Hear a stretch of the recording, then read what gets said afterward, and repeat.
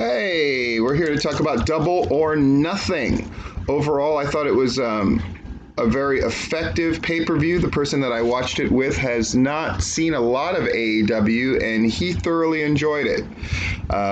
That's our overall take. Now let's look at the details. We looked at the pre-show stuff when it came up. And so there was the Private Party versus Best Friends match with Chuck and Trent. Orange Cassidy, of course, of the Best Friends, was going to be in the ladder match. This match, I disliked it immensely. I've said this before about their AEW Dark stuff. Private Party, man, they gotta get their stuff together. There's always points in their match that look very disjointed, very choreographed, and very sloppy every single time I've seen them wrestle. I will say that they are selling better and that they worked well with Best Friends, such as it is, because Chuck and Trent were willing to sacrifice their offense to sort of base for Private Party and kind of make them the de facto faces in the psychology of the match. But they gotta slow down more. They really do. They did cool stuff, but it was just so messy. And then the part where he hit the pile driver on the floor, and then a lariat, which didn't lead to a pin. Oh man, a couple of weird comments. They have that slot machine thing going on in the background, and the people I was with had the idea of, wouldn't it be cool if they somehow incorporated that when somebody won, that it came up with their name or something like that? I don't know how hard that would be to do, but that thing was constantly running in the background, which some people didn't like, but I liked a lot. I think anything that gives motion and color in the place of the crowd, the people who were in the audience did a great job throughout the night, except for one notable thing, which I'm definitely going to point out during the main title match. Or no, not during the title match, but during the finals of the TNT title with Lance Archer and Cody Rhodes. So we had an incredibly good Arn promo. So now we're opening up the show. The Arn promo was really great. And we're going to go into the ladder match. The Arn promo, I thought, was not just that. It was a good thing because when he and Jake did the promo on the last Dynamite, we didn't really get everything that Arn wanted to do because Jake kind of interrupted him, and parts of that promo exchange were really, really sloppy. So it was good to give Arn his moment here to really put the Cody and Lance Archer thing over. Now we go into the ladder match and we're opening the show. Somebody had this great idea, which is during the pre-show, though you might have missed some of it, or you have it where Kazarian, Scorpio, and then Kip Sabian each come into the ring, so we know what the convention is. And then right before Darby Allin comes in, that's when you officially start the pay-per-view. So if people want to pay, people want to keep seeing it, they have to pay. I thought it was a really clever idea, actually. As far as the ladder match goes, really good. I'm reminded of the ladder match that they had. I don't think Money in the Bank counts because that really wasn't a ladder match, as it turns out. It was sort of an exhibition of guys brawling throughout the building that culminated with a ladder thing at the end. But the ladder match at WrestleMania, where without a crowd, all those spots they were doing really seemed wasted, they definitely did not have that feeling with this. The order was picked pretty brilliantly, I gotta say. Kazarian and Scorpio starting was good, because for a second you thought, oh, are they going to work together and just go up and get that title? Because in theory, anybody could get that title at any time. Instead, they kind of have a wrestling with a capital W exhibition, which I thought was very smart. Then Kip Sabian comes in there after a couple of minutes, and Jimmy Havoc is de facto, he's his partner, so he's just going to help no matter what. That suit of Jimmy Havoc looked amazing. Super great. Then Darby Allin comes in, hits this, or doesn't hit, but does this thing where he goes to the top of the ladder, which was nerve-wracking to watch. Really great balance by him, just really sensational. Comes down with the skateboard in what was probably the spot of this match, certainly. Orange Cassidy comes in and does a thing where he's trying to figure out the ladder. It's really stupid. I'm sure Jim Cornette will lose his mind, but I did not. I thought it was kind of a welcome, different flavor in the match. And playing these old comedy bits, basically, really worked for me. Colt Cabana, who I was thinking wasn't going to fit in the context of this match, did perfectly. Joey Janela comes in, goes nuts. And then Luchasaurus, who in your mind thought, okay, this is the last guy. Cool, he comes in and does a bunch of big guy stuff. So we've got stuff going on. Darby Allin stole it for my kids. They kept saying like how punk rock he was, how awesome he was. Then Brian Cage comes in and really steals it, right? Comes with a ring with Taz. I thought it was a great surprise without being over the top. Stuff happens in this match. A lot of stuff happens. They pile a bunch of stuff on Brian Cage. Joey Janela hits this crazy running Death Valley driver thing off of the apron onto the pile of stuff on Brian Cage on Orange Cassidy. Guys are taken out left and right. And when all is said and done, Brian Cage is the one who manages to go up there and win this thing. Great way to open. The right way to book this thing. Really sensational. I think a few people gained something even in the loss. You really can't ask for a lot better than that. Hopefully nobody got injured. Would have been nice to have Phoenix there, no doubt, but I thought Joey Janela was sort of an inspired choice in that he could come in and sort of wreak havoc in a very different way. And I thought the inclusion of Jimmy Havoc was really, really good. Yep, no doubt. So now we go on. We got Jungle Boy versus MJF, which again, we were trying to predict which match would be next, and nobody said this one. Nonetheless, I thought it was great because this is, the dreaded stipulation of wrestling's foregone conclusion match. We all know MJF's winning. But the question is, how good of a match can he give to Jungle Boy without taking away from his own thing? And the answer is this match. Really good. That Poison Rana on the apron was nerve-wracking, but I could see that it was perfectly done and perfectly sold by MJF. And that finish with the various roll-ups, where like the O'Connor roll reversed into a different one, and then the little bridge thing that MJF did where he reached down and grabbed his hands to finish the roll-up was really inspired. And again, the obvious story of MJF is going to work on his arm to set him up for his arm hold, which he was never able to quite lock in, but then he out-wrestles him at the end. I thought it was great. I thought Jungle Boy looked really, really great.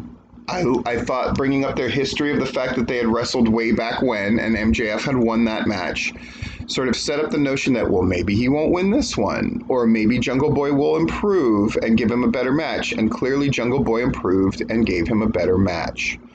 Again, just a solid job. All the praise that's being heaped on MJF. I'm waiting for the backlash to begin because wrestling fans are jerks. But I don't think this match will do anything to dissuade them if they already think MJF is great, because it's just another step in his greatness. And again, during their match, the commentators were pretty good tonight. They focused on MJF. They didn't talk about the other matches, which is something they tend to do a lot on Dynamite, and it drives me bonkers. But here, they were focusing on the accomplishments of both Jungle Boy and MJF and who they were. Again, introducing potentially new people, right? You're thinking like new people aren't watching a pay-per-view. On the contrary, I had somebody with me who was not familiar with AEW watching with me, and it was their chance to introduce all of the history and these gimmicks and who they've beaten and who they've got beef with and all that stuff, and they did a really stellar job all night long of selling their own product. And so MJF and Jungle Boy, I'm not the guy who gives ratings on stuff. I'll just say it was effective for what they were trying to accomplish, and it worked well on the card. Now we're going to Archer and Cody. It felt like, oh my gosh, we're already hitting us with big stuff. But it was great because they're separating this match. Because if there's 3 matches that are kind of the main thing, I think it was a good idea to separate this thing and get it done early. The pre-fight instructions were stellar. Whoever called for that, it was great.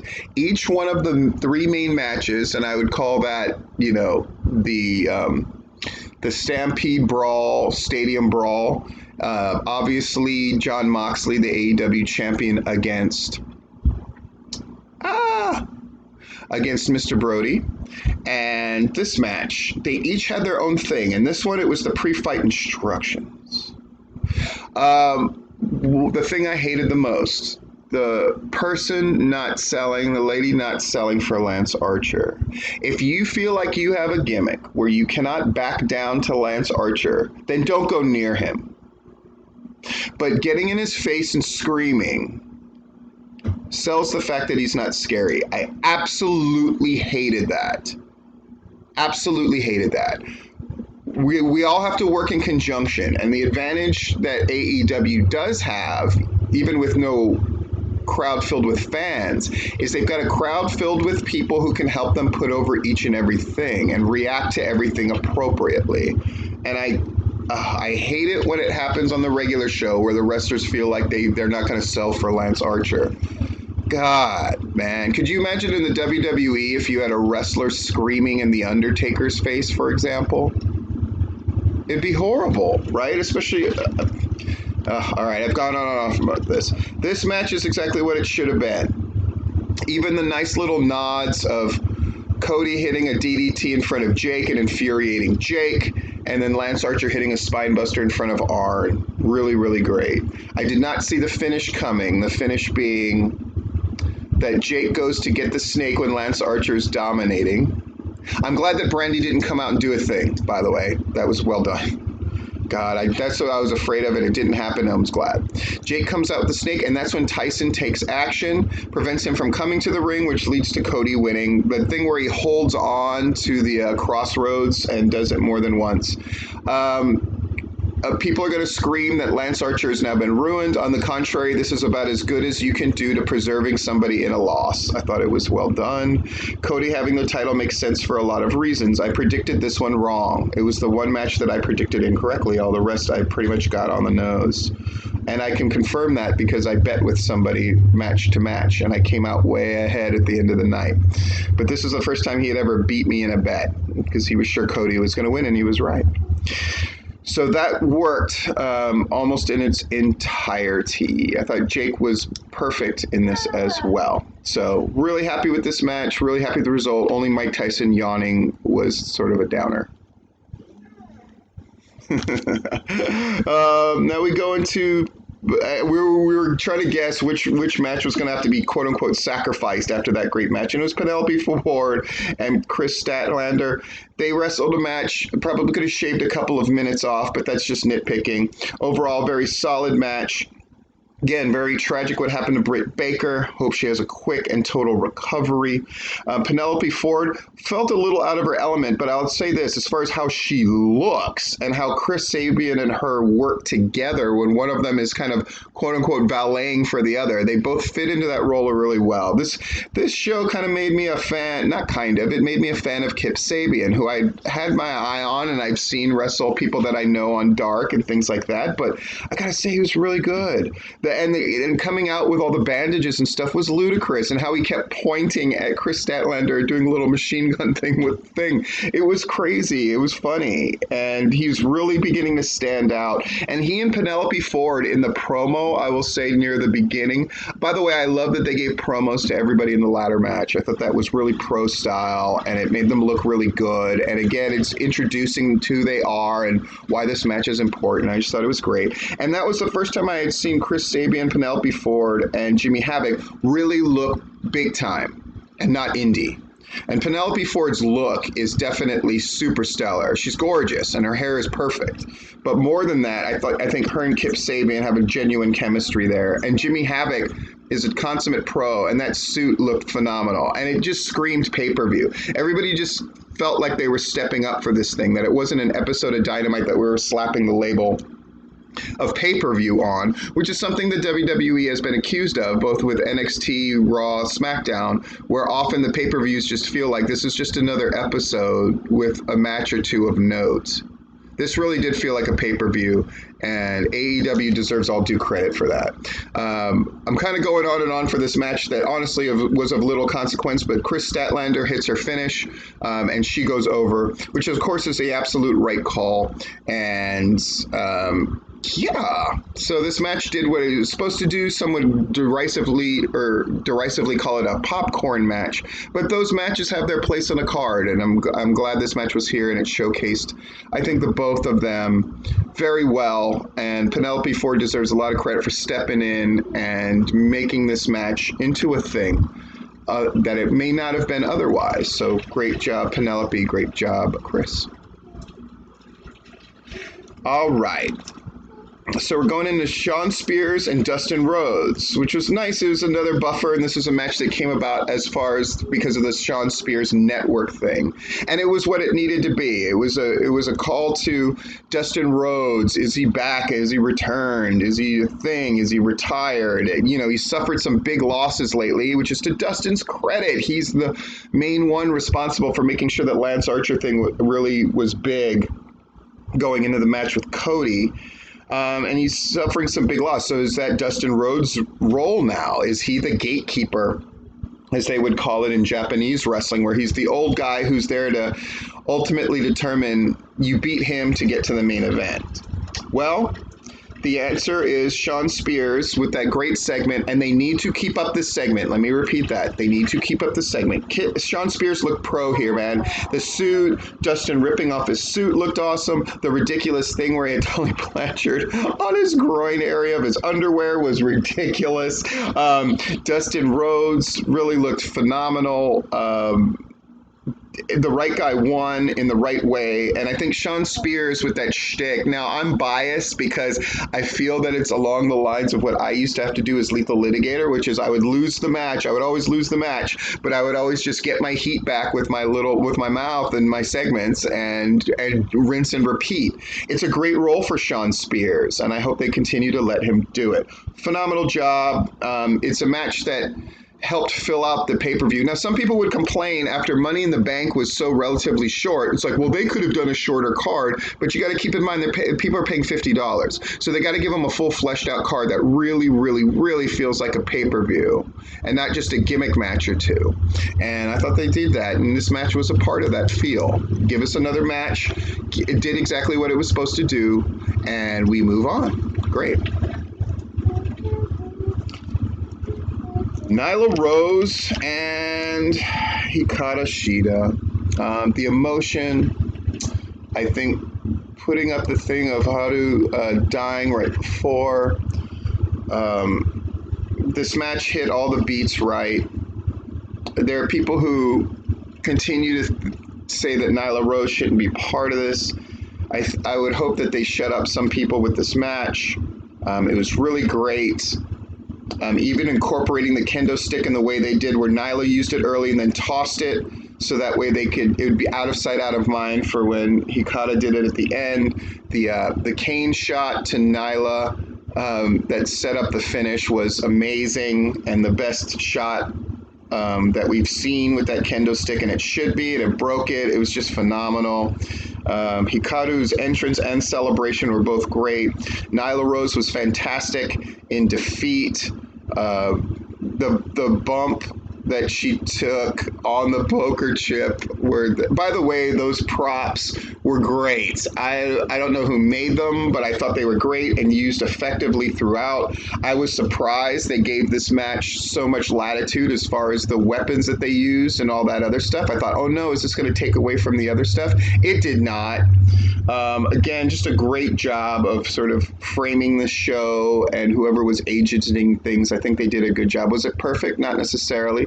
Could it improve? Sure. But overall, I thought the way the matches were structured and what they allowed each person to do, there wasn't a feeling of same. They gave this match and let them do a lot, and they took full advantage of it. the match was great. I'm not a guy who's going to sit here and nitpick and go over every single move that they do. For me, bell to bell matters far less than the story told and in the context of where it is. And this match was great. And if their goal was Hikata, international superstar, achieved. And Nyla Rose is still there to continue to be part of this women's division, which everybody has said, and I agree that it needs to improve, it needs to improve, it needs to improve. Or, well, I think this title match went a long way to improving it. And, you know, Britt Baker getting injured, it's happened. You can't do anything about it. But Chris Statlander, they're moving her up. They're getting Penelope Ford in the mix, and I imagine they have other plans as far as the women's division now. It's not too late to make things great. That's my new catchphrase. And I think the women's division is going to be on their way, and that's a good thing. Woman! Sweet. So next we've got Moxley against Mr. Brody for the AEW title. Brody's flaunting the AEW title that he stole. The Dark Order is not there, which I think is a very interesting story they can use to carry on through this thing. Having the security in the middle to separate the two of them was phenomenal. Phenomenal. It's a great look. Yes, it's been done before. Hell, I've even booked a match or two that did that, but they did it just right. I love little subtle things because if you watch AEW regularly, and if you watch this pay-per-view, I imagine you do. Moxley, when he wrestled 10 on Wednesday, he did a flying knee to open the match, which immediately took 10 out of the match, and he just beat him and then beat him, right? Beat him down and then beat him. So Moxley tries the same thing, the flying knee, and Mr. Brody immediately counters it. And then Moxley did another counter spot that he did against 10, and when he tried it near the beginning of this match, Brody Lee countered it. Now, the commentators didn't note it, but I noticed it, and I went, that's brilliant.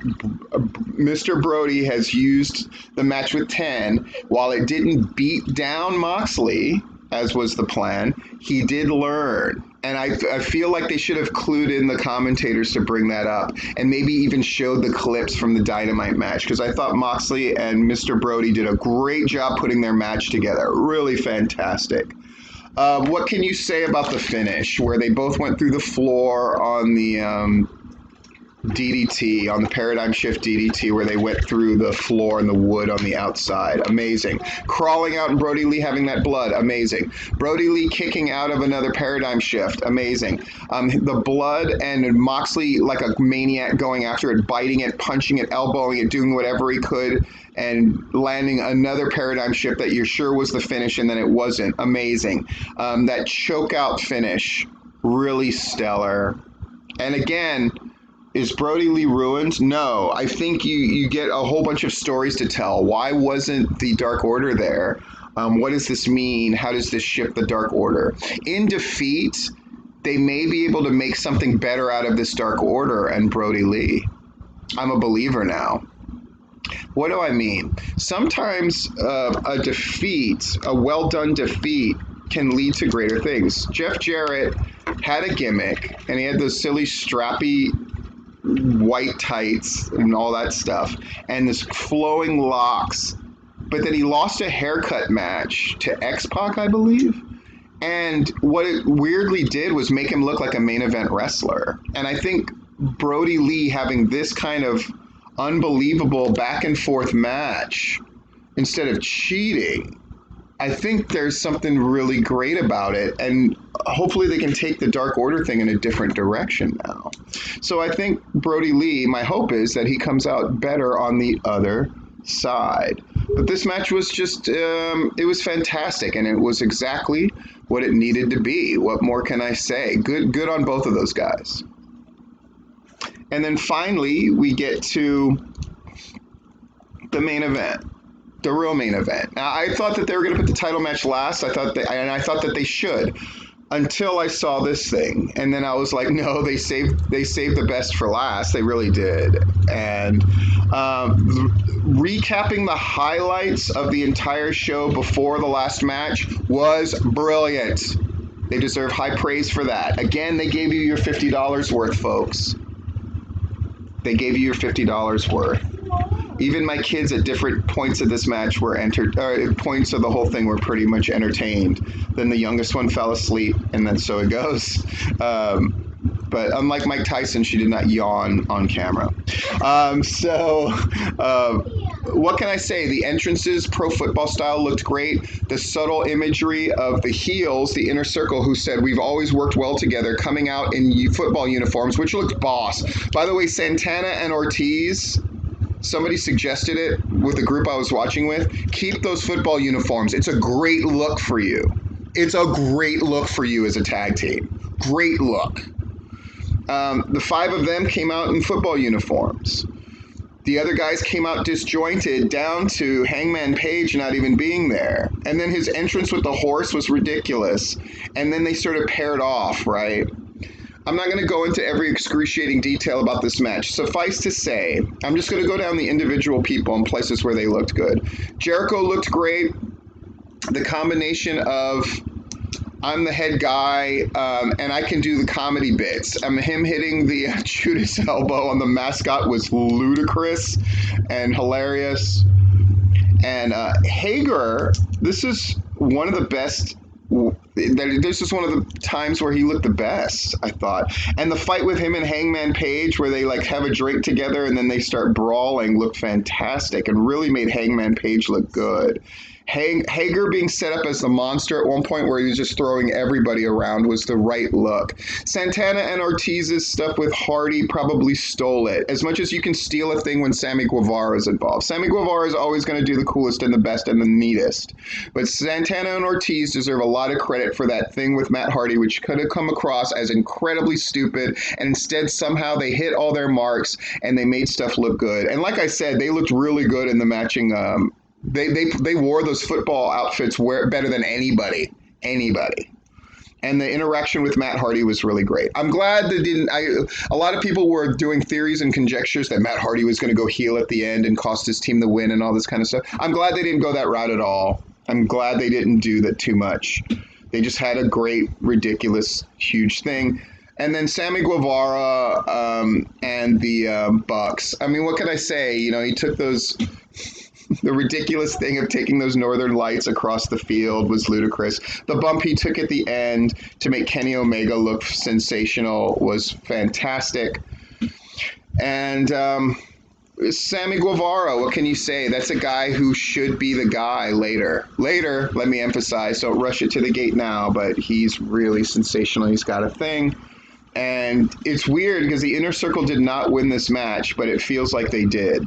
And that's a sign of a match that's well done. And, baby faces go over. Yay, yay. What does this mean for the future? We shall see. So thoroughly enjoyed the pay-per-view. So it goes. And I will talk to you later. Bye-bye. Bye-bye.